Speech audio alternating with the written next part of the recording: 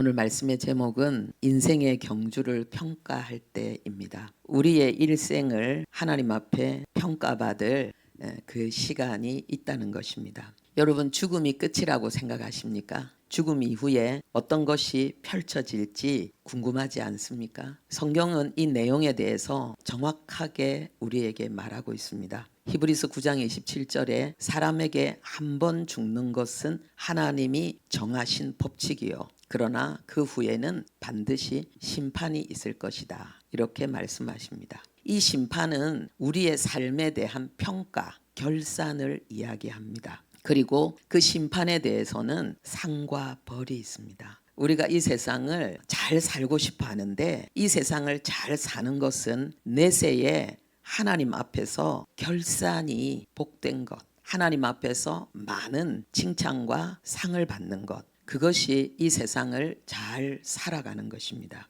그래서 성경은 우리에게 인간의 진정한 지혜가 뭐냐, 세상에서 가장 똑똑한 사람이 누구냐, 그것은 항상 미래를 준비하고 맞이하는 사람이다. 그런데 내세를 준비하고 맞이할 수 없다면 이 세상에서 그 사람이 최고의 부자가 되어도, 수조 원의 재산을 가지고 많은 사람의 부러움을 산다 할지라도 그 인생은 어리석은 인생이요, 실패한 인생이다. 진정한 지혜는 잠깐 있는 이 세상의 성공 넘어 영원한 내세에서의 진정한 성공을, 행복을 준비하는 자, 그 사람이 가장 똑똑한 사람이다. 최고의 지혜를 가진 사람이다.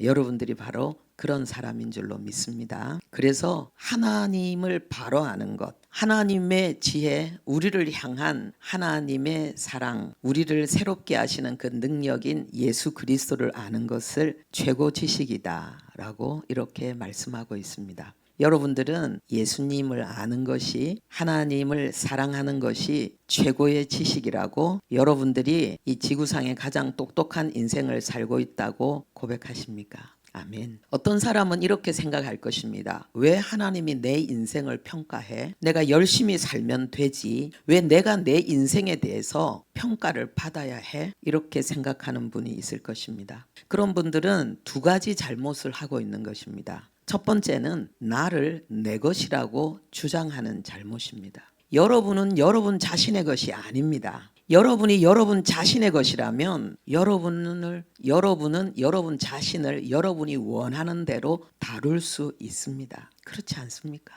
여러분 집에 많은 물건이 있습니다. 여러분의 것이기 때문에 여러분 마음대로 다룰 수 있습니다. 위치를 옮길 수도 있습니다. 더 많이 알면 더 많은 것을 활용해서 사용할 수 있습니다. 여러분의 것이기 때문에 그렇습니다. 그러나 여러분 자신은 정작 여러분의 것이 아니기 때문에 여러분 자신에 대해서 잘 모르잖아요. 그리고 여러분 자신에 대해서 알아도 여러분 자신이 원하는 그러한 삶을 살아낼 수가 없잖아요. 이것이 바로 여러분이 여러분 자신의 주인이 아니라는 증거입니다. 여러분 자신의 주인은 여러분을 만드신 분, 여러분보다 여러분을 더 잘 아시고 여러분에게 가장 최선의 것을 줄 수 있는 분입니다. 하나님이십니다. 그래서 인생의 진정한 행복과 만족은 하나님 안에서 주어지는 것입니다. 이것은 맛본 사람만이 아는, 세상 사람들은 도저히 상상할 수도 없는 하나님의 자녀의 축복입니다. 또 하나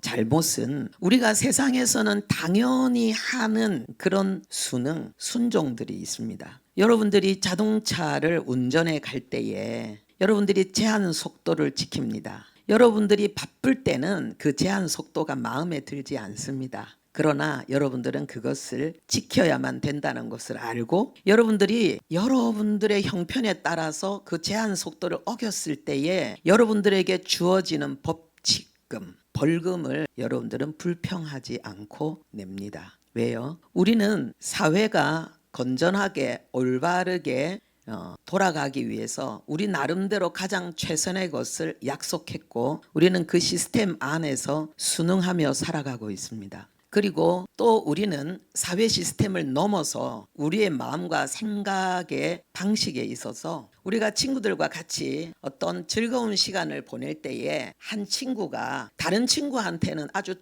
특별히 자상하게 대하고 친절하게 대하고 관용적으로 대하면서 바로 그 자리에서 나한테는 아주 인색하게 대하고 비판적으로 대하고 그리고 아주 공격적으로 대할 때에 여러분들은 거기에 분노합니다. 분노합니다. 상처받습니다. 그것은 잘못된 행동이라고 생각하기 때문에 여러분들은 거기에 대해서 이의를 제기합니다. 그리고 여러분들의 생각이 친구에게 받아들여지지 않으면은 여러분들은 그 친구와 이전처럼 즐겁게 지내지 않을 것입니다. 그리고 결국은 그 친구를 멀리하게 될 것입니다. 우리가 이 세상에 그런 사회적인 약속에 대해서 그리고 우리의 마음의 그런 자연적인 법칙에 대해서 우리는 이렇게 순응하고 있습니다. 그런데 우리는 진정으로 하나님의 법칙에 대해서는 우리는 반기를 들고 반항하며 그것은 올바르지 않다고 항거하는 경향이 있습니다. 그것이 뭐냐 하면은 내 인생에 대해서 하나님의 평가를 당연하게 받아들이지 않는 것입니다. 여러분들이 돈을 들여서 어떤 물건을 샀을 때에 그 물건이 여러분에게 유익을 줄 때는 기쁘게 사용하지만 오히려 그 물건이 우리에게 독이 되고 해가 될 때는 그 물건을 기꺼이 버리면서 하나님이 나를 하나님의 목적에 의해서 창조하셨고 그 목적에 합당하게 사는 것이 아니라 오히려 하나님의 법과 질서를 해치는 자리에 있고 그것을 변치 않겠다고 작정하고 그 길을 계속할 때에 하나님의 심판과 하나님의 진노 가운데 우리가 버려지게 되는 것에 대해서는 이의를 제기합니다. 나는 당연히 하는 일을 하나님은 할 수 없다고 말하는 것입니다. 내가 옳다고 주장하는 것에 대해서 주장하면서 하나님의 옳음에 대해서는 반기를 드는 것입니다. 얼마나 불합리하고 얼마나 비양심적인 행동입니까? 그래서 우리가 예수를 믿는다는 것은 하나님께서 내 인생을 평가하실 것, 그것을 우리가 인정하는 것이고 하나님의 상과 벌을 의식하면서 우리가 하나님 앞에서 올바른 평가, 하나님 앞에서 그 결산의 날에 상을 준비하는 것, 이것이 진정한 신앙이겠죠. 여러분은 어떻습니까? 하나님께서 우리를 평가하실 때는 평가의 기준이 있고 그 내용이 있습니다. 이 세상에도 많은 공동체들이 어떤 새로운 사람을 영입할 때에 어떤 직장에서 직원을 뽑을 때에 기준이 있습니다. 그 입사 시험의 내용이 있고 그리고 매뉴얼들이 있습니다. 하나님도 마찬가지입니다. 우리가 시험 칠 때에 시험 문제를 미리 주는 것은 불법입니다. 그 답을 주는 것은 불법입니다. 그런데 어떤 부모는 그 불법을 행해서라도 자식을 좋은 점수 따서 세상 가운데 좀 더 좋은 위치에 성공을 위해서 유능한 위치에 서는 걸 원하겠지요. 하나님은 그러나 앞에 이야기한 그런 건 불법입니다. 우리가 용납하지 않습니다. 그러나 하나님은 하나님의 자녀에게 시험 문제를 보여주십니다. 답도 보여주십니다. 그게 성경입니다. 그러나 왜 그것이 불법이 아니냐 하면은 우리는 하나님께 받은 그 하나님의 평가지의 내용을 가지고 그 문제와 답안지를 가지고 우리는 살아내야 될 책임이 우리에게 있기 때문입니다. 그리스도인의 특권, 그것은 우리의 미래를 아는 것이고 그것을 준비할 수 있는 것입니다. 여러분들 그 은혜가 여러분들 안에 있기를 바랍니다. 그러면은요 인생이 행복해집니다. 우리가 인생에서 만나는 문제들에 대해서 세상과는 전혀 다른 해석을 하게 되고 그것에 반응할 수 있게 됩니다. 우리가 하나님의 평가를 받는 내용 그리고 그 평가를 어떻게 준비해야 되는지에 대해서 오늘 본문이 잘 우리에게 알려주고 있습니다. 예수님이 세례 요한의 삶을 평가하시는 내용이 오늘 우리가 읽은 내용입니다. 그런데 예수님은 세례 요한의 삶을 그 일생을 평가하기 이전에 세례 요한에 대한 우리의 잘못된 평가, 하나님의 일꾼, 하나님의 그 사람에 대해서 우리가 가지고 있는 잘못된 평가를 책망하십니다. 세례 요한에 대해서 잘못된 평가를 하고 있던 사람들, 세례 요한에 대한 믿음이 흔들리고 잃어버린 사람들을 책망하시면서 그것을 되찾도록 도와주십니다. 그 내용이 뭐냐? 첫 번째는요, 이들이 세례 요한에 대해서 잘못된 평가를 내린 것이 목적을 상실했기 때문이다. 이렇게 알려주고 있습니다. 7절에 너희가 무엇을 보려고 광야에 나갔더냐? 바람에 흔들리는 갈대냐? 이렇게 질문하십니다. 여러분 가족들과 함께 단란한 시간을 보내기 위해서 야외에 맛있는 음식을 가지고 우리는 나갈 때가 있습니다. 나무 보러 나갑니까? 바람 쐬러 나갑니까? 흐르는 강물, 거기서 흔들리는 갈대 보러 나갑니까? 아니잖아요. 가족과 함께 거기서 단란한 시간을 보내고 싶은 거예요. 뭔가 마음에 있는 이야기를 나누면서 서로를 알아가는, 사랑을 더 돈독하게 할 수 있는 그 시간을 보낸 거죠. 하나님께서 세례 요한을 이 땅 가운데 보내셨을 때에 세례 요한이 백성들에게 전한 것은 회개하라였습니다. 하나님 예수 그리스도를 통해서 행하실 그 놀라운 역사를 맞이할 수 있도록 그들의 마음을 준비시키는 것이었습니다. 회개하라는 메시지는 그때도 그렇고 지금도 그렇고 그렇게 기쁜 소식은 아닙니다. 네 잘못을 돌이키라는 거죠. 네가 가고 있는 그 잘못된 그 방향을 바꾸라는 거잖아요. 이것은 책망이고 지적이고 교훈입니다. 누구나 기쁘게 듣는 소리가 아닙니다. 그런데 수많은 사람들이 세례 요한에게 나갔습니다. 그 이유는 그들은 진정으로 하나님을 더 알고 싶고 바르게 알고 싶고 그리고 세상에 흔들리는 그 자기의 삶을 하나님을 향해서 굳건하게 세우고 싶은 거예요. 그 목적을 가지고 그 소원을 가지고 나간 거예요. 그런데 그 처음 마음을 잃어버렸습니다. 갈대가 흔들림으로 인해서 세례 요한을 향해 나갔던 그 처음 마음이 세례 요한을 향한 그 믿음이 사라져 버렸습니다. 갈대 때문에. 두 번째로 예수님이 지적한 것은 뭐냐? 8절입니다. 너희가 무엇을 보려고 나갔더냐? 부드러운 옷 입은 사람이냐? 부드러운 옷을 입은 사람은 왕궁에 있느니라. 이것은 무엇을 이야기합니까? 지금 세례 요한이 헤롯 왕에 의해서 감옥에 갇혔습니다. 온 백성들이 그렇게 존경하고 사랑하고 선지자로 추앙했던 그 세례 요한이 힘없이 그 권력에 아부하는 아부꾼들에 의해서 지금 감옥에 갇힌 거예요. 하나님의 거룩한 뜻, 하나님의 변함없는 역사는 세례 요한에게 진행되고 있습니다. 그는 뭐라고 말했느냐? 그는 예수는 흥해야 되고 나는 쇠해야 된다고 말했거든요. 그가 감옥에 갇힌 것은 하나님이 실수한 것도 아니고 하나님이 버린 것도 아니고 그가 무능해진 것도 아닙니다. 그의 아름다운 퇴장을 하나님은 준비하고 있는 것입니다. 그런데 사람들은 갈대와 같은 그 세상 권력에 잠깐 힘있어 보이고 잠깐 대단해 보이는 그 권력에 하나님의 그 선하신 뜻과 하나님의 말씀의 권위를 잃어버린 것입니다.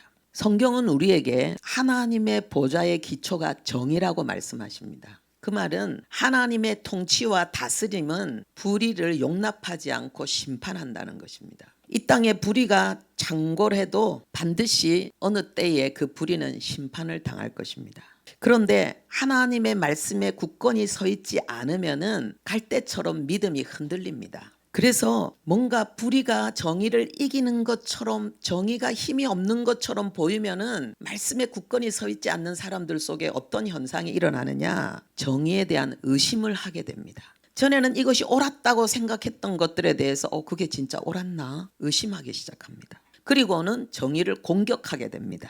그리고는 불의를 정의로 둔갑시킵니다. 우리가 불의를 정의로 둔갑시키는 것은 내 불의를 정당화시키는 것입니다. 내가 불의 가운데 행했다는 것을 내 속에 있는 불의를 들키지 않게 하기 위한 마지막 수단입니다. 히틀러가 온 세상을 완전히 압도하는 강력한 힘을 발휘했습니다. 세계가 히틀러 앞에 떨었습니다. 그러나 그의 마지막은 너무나 비참했습니다. 하나님은 불의가 끝까지 정의를 이길 수 없다는 것을 역사 속에서 수없이 증명하고 있습니다. 히틀러는 항복을 거부했습니다. 그리고는 지하 벙커에 들어갔습니다. 그리고 그 습하고 곰팡이 많은 곳에서 배고픔에 두려움에 벌벌 떨다가 권총으로 자살했습니다. 그리고 그를 보좌했던 사람들이 작은 구덩이를 파서 그의 시신을 던져서 불태웠습니다. 이것이 한 시대를 호령했던 제왕의 비참한 최후입니다. 불의를 심판하시는 하나님의 정의입니다. 그런데 하나님께서 우리 인생을 평가하시는 데 대해서 하나님은 세례 요한을 평가하십니다. 여기에. 그러나 먼저 세례 요한에 대한 잘못된 평가를 지적하십니다. 그 이유는 뭘까요? 우리가 서로에 대해서 우리도 끊임없는 평가를 내립니다. 판단을 내립니다. 그런데 이 평가는 이 판단은 믿음과 직결되어집니다. 우리가 누군가에 대해서 부정적인 평가를 내릴 때에 우리는 그 사람에 대해서 믿음을 내려놓습니다. 근데 그 다음에 일어난 무서운 사건이 뭔 줄 압니까? 사랑이 거기서 끝납니다. 사랑은 믿음에서 나옵니다. 믿음을 잃어버리는 순간 사랑을 잃어버립니다. 그리스도인에게 하나님이 주신 삶의 중요한 요구가 있습니다. 사랑입니다. 하나님에 대한 사랑, 이웃에 대한 사랑, 거기서 나의 행복이 있습니다. 여러분은 여러분의 배우자를, 자식을 어떻게 평가하고 있습니까? 여러분 자신을 어떻게 평가하고 있습니까? 그래서 믿지 못하고 불안하고 사랑하지 못하고 밉고 못마땅해서 하나님은 우리에게 천국을 주셨지만 나는 지옥을 사는 겁니다. 제가 결혼을 했을 때에 우리 남편이 너무 좋아 보였습니다. 콩깍지가 신 거죠. 그런데 결혼하고 살면서 그 콩깍지가 벗겨질 때 그 사랑이 미움으로 바뀌었습니다. 그런데 제가 하나님의 구속사로 우리 인생의 목적이 구원이고 그리고 거룩 성화인데 하나님의 그 목적으로 우리 남편을 바라볼 때에 처음에 내가 남편을 바라보았던 그 콩깍지가 하나님의 마음이었습니다. 하나님의 눈이었습니다. 하나님에 대한 믿음이 내 관계 속에서 그대로 적용되어지고 실현되어질 때에 하나님이 주신 지옥 같은 삶이라고 생각했던 그 삶이 천국이라는 것을 고백하게 됩니다. 여러분의 자신에게 한번 질문해 보십시오. 여러분들이 예수를 믿는데 내 인생을 평가하실 하나님 앞에 내가 서게 될 것도 믿는가? 그런데 하나님의 평가보다 지금 당장 사람의 평가에 내 마음이 더 민감한 이유는 무엇인가? 또 나 자신과 가족과 이웃에 대해서 나는 올바른 평가를 하고 있는가? 내 평가가 하나님의 평가와 일치하는가? 일치한다고 생각하는가? 다르다고 생각하는가? 여러분 이런 것들을 좀 생각해 보시기 바랍니다. 오늘 우리가 맞이할 내 인생에 대한 하나님의 평가를 위해서 우리가 두 번째로 볼 수 있는 내용이 뭐냐 하면요. 세례 요한에 대한 예수님의 영원한 평가입니다. 세례 요한은 하나님 앞에서 받게 될 그 평가를, 그 칭찬을 지금 받고 있습니다. 아마 간접적으로 들었겠죠. 얼마나 행복했을까요? 그가 감옥에서 죽어가면서 그는 얼마나 황홀했을까요? 이것이 우리의 삶이기를 바랍니다. 예수님께서 세례 요한에 내린 첫 번째 평가는요. 9절에 그는 선지자며 선지자보다 더 나은 자다 그랬습니다. 10절에는요. 그는 그리스도의 사자며 그리스도 앞에서 길을 만드는 자다 이렇게 말씀하고 있습니다. 그리고 11절에는요. 여자가 낳은 자 중에 가장 큰 자다. 여기에서 여자가 낳은 자는 인류를 이야기합니다. 인류 역사 가운데 최고의 인물이 세례 요한이다. 이렇게 말씀하고 있습니다. 세례 요한에게 주어진 그러한 어려운 상황으로 인해서 마음이 흔들리고 또 세례 요한을 의심하고 그리고 세례 요한과 함께 하나님 앞에 은혜를 사모했던 그 많은 사람들은 세례 요한에 대한 예수님의 이 평가를 보고 경악했을 것입니다. 경악했을 것입니다. 여러분 자신에 대해서 하나님의 평가는 어떨지 지금 현재 그리고 미래의 여러분의 평가는 어떨지 그 평가가 여러분을 기쁘게 춤추게 할지 너무나 당연한 것이라고 아멘 할렐루야 할지 아니면 여러분을 경악하게 할지 모르겠습니다. 그러나 우리는 바울처럼 세례 요한처럼 우리의 삶에 대한 하나님의 평가를 미리 알고 갈 수 있습니다. 그것은 하나님의 은혜로 우리에게 가능한 것이고 하나님은 우리가 그렇게 되기를 원하십니다. 그 축복을 여러분들이 받기를 바랍니다. 지금 세례 요한에 대한 이 예수님의 평가는요. 하나님의 영원한 평가죠. 이것은 어떤 도덕과 권능과 업적으로 인해서 그가 다른 사람보다 다른 선지자보다 더 나은 자다라고 말씀하시는 것이 아닙니다. 이것은 그리스도와의 관계에 있어서 그가 그만큼 더 복된 위치에 있다는 것을 말하고 있습니다. 다른 많은 선지자들은 오실 메시아 예수 그리스도에 대한 예언 그 그림자를 백성들에게 가르치고 섬기는 선지자였습니다. 그런데 세례 요한은 그들이 그 오랜 세월 동안 외쳤던 그 예언의 실체 그리스도 그 자체를 백성들에게 소개하는 것입니다. 그리고 세례 요한이 만든 이 길은 수많은 영혼들의 모든 인류에게 유일하고 완전한 해답이고 영생이신 예수 그리스도께로 사람들을 이끄는 바로 그 일이었습니다. 위대한 일이죠. 그런데 여기서 우리가 생각할 것은 내가 누군가의 영혼 구원을 위해서 배우자든지 자식이든지 그리고 어떤 이웃이든지 그 영혼들이 하나님 앞으로 돌아와서 그리스도를 만나게 하기 위해서 내가 살아가고 있다면 우리는 세례 요한과 같은 위대한 일을 하고 있는 것입니다. 여러분 자신에게 한번 질문해 보십시오. 예수 믿게 한 부모가 최고 부모고 나를 예수 믿게 한 자식이 최고의 자식인데 나는 그렇게 고백하고 있는가? 여러분 그렇지 않다면 고백하시기 바랍니다. 감사하다고. 부모에게, 자식에게, 이웃에게 고백할 수 있기를 바랍니다. 그리고 여러분들이 영혼 구원을 위해서 가족의 영혼 구원과 이웃의 영혼 구원을 위해서 지금 견디고 애쓰고 힘쓰는 이 수고가 이 섬김이 인류 역사 가운데 가장 위대한 일을 하고 있는 것이라고 그 인생을 걸어가고 있는 것이라고 여러분 믿습니까? 그렇게 되기를 바랍니다. 그런데 오늘 우리가 하나 더 생각할 것이 있습니다. 지금 예수님은 세례 요한에 대한 평가를 하면서 그 마무리에 신약 교회에 대한 평가를 하고 있습니다. 우리의 이야기를 하고 있습니다. 그게 뭡니까? 세례 요한보다 큰 이가 일어남이 없는데 그러나 이 그러나가 중요한 거예요. 그러나 천국에서는 극히 작은 자라도 그보다 크니라. 여기서 이 천국이 뭡니까? 하나님의 나라잖아요. 우리가 예수를 믿어서 우리는 천국이 되었습니다. 우리는 하나님의 나라가 되었습니다. 천국이 우리 안에 들어와 있습니다. 이것이 가장 위대한 것이라고 하나님이 우리에게 말씀하고 있는 것입니다. 여러분 그렇게 믿습니까? 이게 느껴지나요? 믿어지나요? 이게 하나님의 말씀이거든요. 우리가 외국어를 공부하면 머리로는 아는데 느낌이 안 와요. 그래서 정신을 차리고 다시 읽으면 들리는데 그냥 들으면 그게 안 들려요. 입으로 안 나와요. 하나님의 말씀도 똑같아요. 자세히 이렇게 설교를 들을 때는 아멘이 되는데 문 열고 나가면 다 잊어버려. 상황 속에서 생각이 안 나. 말해야 될 때 입에서 안 나와. 방법은 뭡니까? 계속 집어넣는 거예요.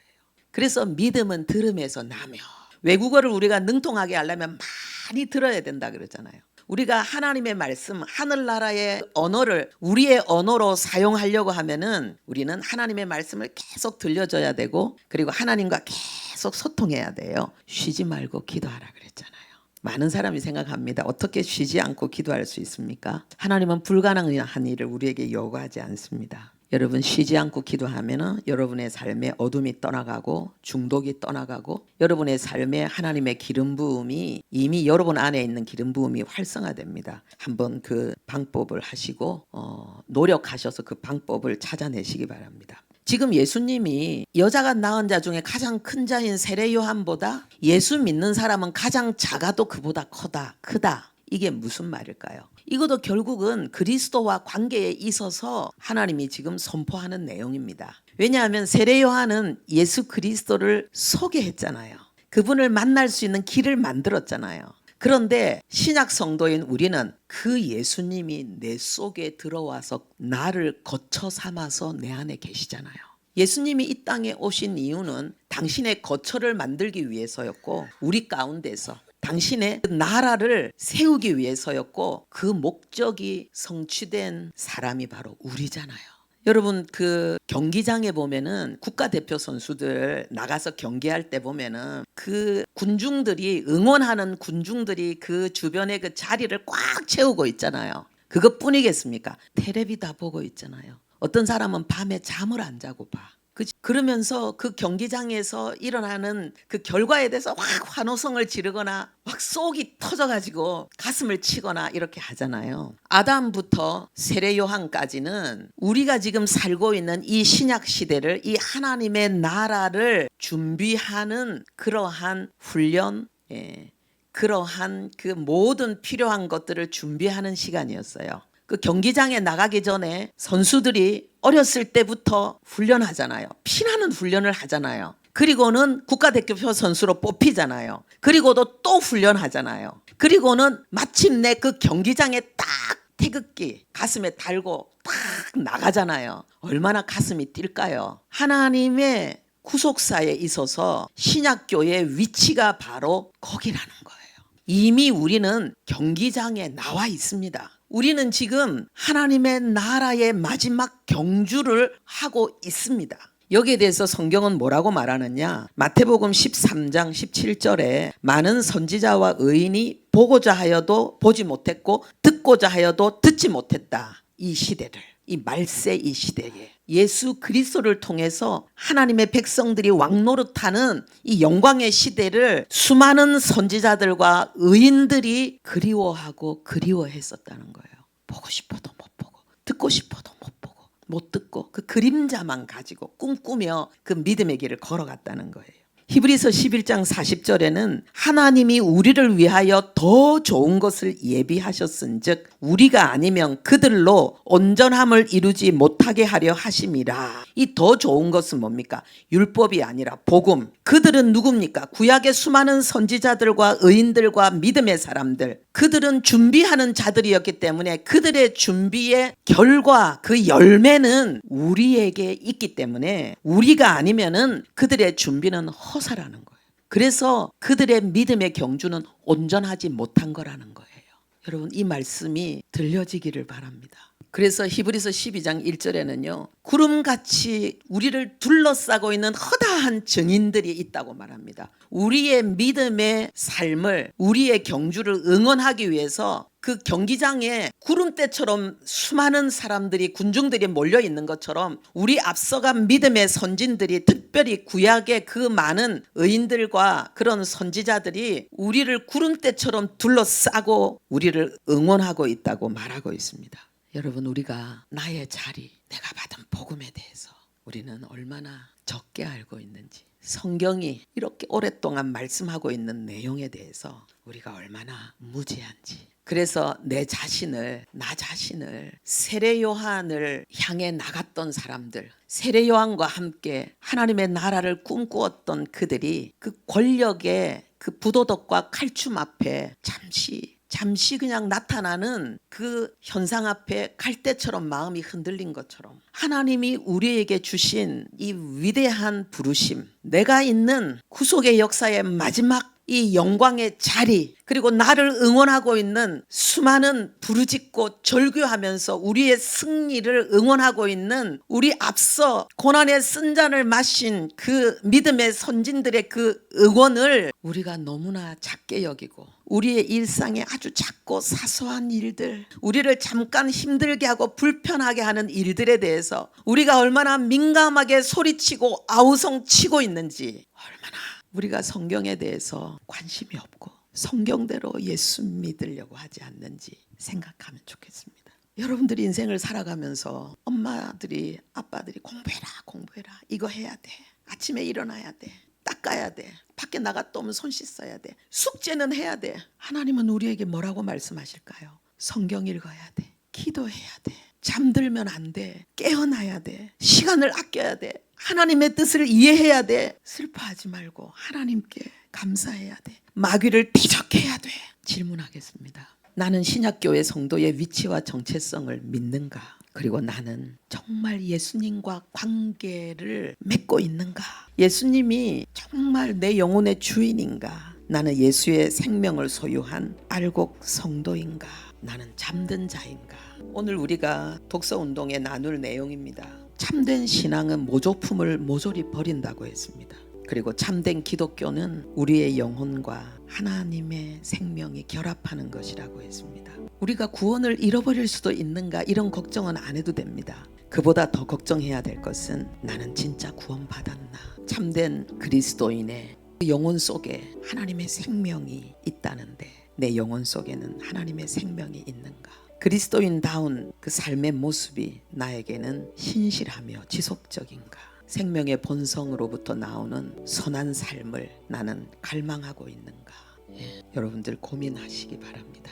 나는 신약 성도답게 주의 뜻을 이해하고 마귀와 싸우고 있는가? 그렇지 않다면 나는 잠들어 있는가? 깨워도요, 그렇잖아요. 여러분, 잠에서 잠이 깨잖아요. 근데 계속 누워있으면 다시 자요. 여러분, 누워있으면 안 돼요. 일어나야 돼요. 그래서 하나님의 평가를 준비해야 됩니다. 그리고 올바른 평가를 가지고 서로 사랑하고 하나님의 나라를 세워야 됩니다.